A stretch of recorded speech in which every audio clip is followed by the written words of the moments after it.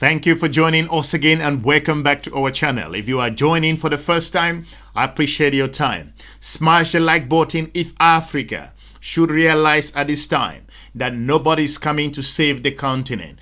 Not Europe, not North America, not Asia, or other partners across the Middle East. It is important to know that the geopolitical environment has shifted so fast. There's been a drastic shift across the globe. And what we see in North America is just the beginning.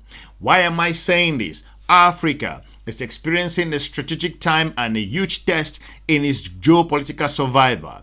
This is important because what we see in South Africa, Egypt, are being pushed left and right with one of the major superpowers in the world. It's important that nobody should remind the continent of Africa that you are on your own based on your strategic relationship. Why am I talking about all these important things? Well, the current president, the new president of Ghana, came out clear to educate, to advise, to put his finger to the point and reminded the United States of America that you cannot go it alone in this current day and age. That the particular challenges that are out there are bigger than one particular country.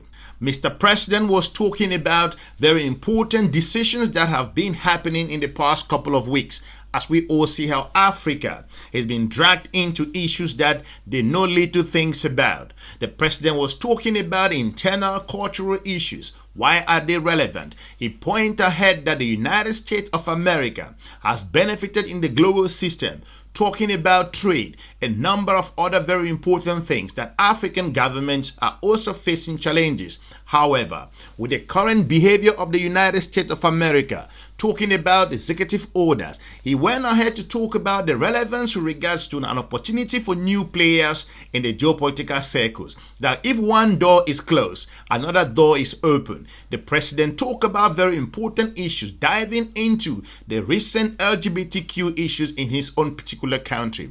Why is that important? We've seen the former president came out clear to talk on this particular topic. However, based on his interview, he actually warned international organizations that discussing cultural issues might be a huge backlash. John Mahama became Ghana's 14th president earlier this year after running on a platform aimed at cracking down on corruption and spurring economic growth. With his term still in its infancy, Mahama must now make navigating a shifting global order one of his main priorities. Well, I think that the world order that came in place after the Second World War has been beneficial to all parties. America has benefited, America has prospered from that world order.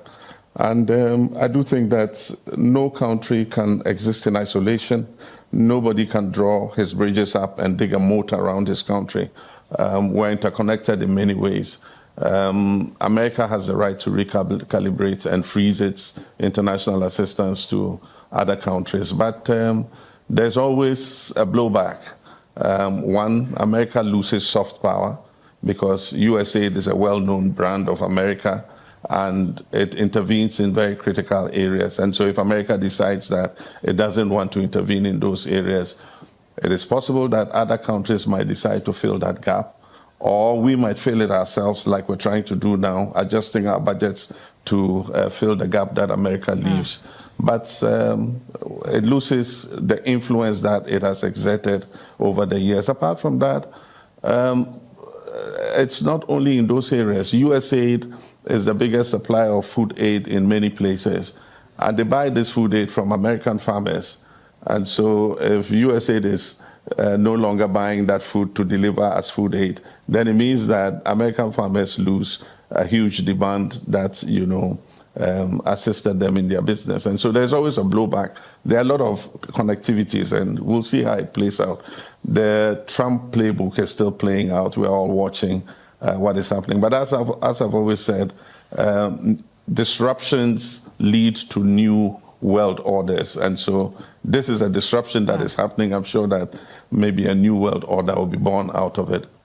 based on his own advice. He spoke directly to the United States of America's government, advising the current president that it's simple economics, that by you cutting aid based on the US aid that we all see, this particular reduction or stopping of it completely in some countries across the continent of Africa, that it's going to bite the United States based on consumption and supply chain. A number of food that are coming out from the United States of America being supplied by the United States of America's farmers. But by making that decision as a result of US supplying this particular support to countries across the world, if Donald Trump thinks that by making such a decision is affecting the continent of Africa, to an extent it will have a backlash to the United States of America. The president spoke on a variety of issues, talk about why the global community at this moment, that the United States is losing soft power. Talking of soft power, he went ahead to give a clue regards to geopolitics that other partners are going to fill this particular space. In this case, from my understanding, he's talking about the country of China. It is important that the US fail to understand. We've talked about this on this channel. African countries are watching closely the relationship between the United States of America's behavior towards Egypt, towards a country of Lesotho, and more importantly, talking about Djibouti, and more importantly, to point out, the country of South Africa, the heavyweight in the continent of Africa, the only country that to an extent is recognized in the global south as a heavy voice. There are important countries across the continent of Africa, no doubt, but South Africa is a big player. They host recently the G20 of Foreign Ministers meeting that the United States of America's Foreign Secretary refused to attend. These are challenging times in the continent of African history. That's why the Ghanaian president did not hold back, came out clear and said by international organizations holding back aid as a result of their decision based on their own perspective of what cultural values should mean, it will be a fundamental blunder and a mistake. Finally, Mr. President, I do want to ask about the anti-LGBTQ legislation that we did see expire in Ghana earlier this year. A number of parliamentarians support reviving it. If it came to your desk, would you sign it? The old bill expired because it was not assented to by the president. There was a legal challenge. Eventually, the legal challenge was dismissed, so it means that the president could assent to it, but it's expired. So the question is hypothetical. It means that it has to go into Parliament again. And I think that what we need is more stakeholder consultation to look at whatever new bill will come and make sure that we carry everybody on board. Proper family values are something we all are interested in. And we believe that is not only in the bills that we send to Parliament to regulate them, but also in teaching our children those family values even as they grow. And so looking at the curriculum in schools and inculcating those values in them, I think is the more important pressing issue that we must look at. Would you be concerned, though, if we saw a number of institutions potentially pulling back funding to Ghana if you were to sign it? Do you factor that into your thinking around the bill? Well, I believe that multilateral institutions should avoid getting into cultural matters. This is a diverse world. We have different cultures. And so I don't think multilateral institutions should include, cultural imposition as part of their mandates. I don't agree with that. If they decide to pull it, well, it's their prerogative. But I don't believe that multilateral institutions like the World Bank and IMF should include in their mandates how people behave culturally.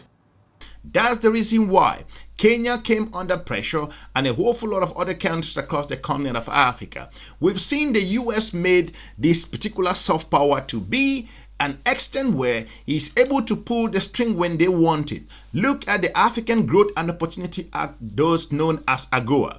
AGOA is a trade tool that the United States have made. I think I'm going to make a video in regards to why the US uses AGOA as a trade tool. Look at Uganda.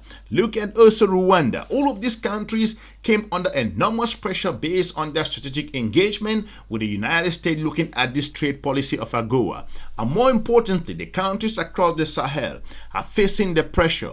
and most of them have been kicked out. The president reminded the United States of America that you cannot be an island in this interconnected world. It is important to know that African governments are beginning to realize that it is about time to make some strategic choices or go it alone.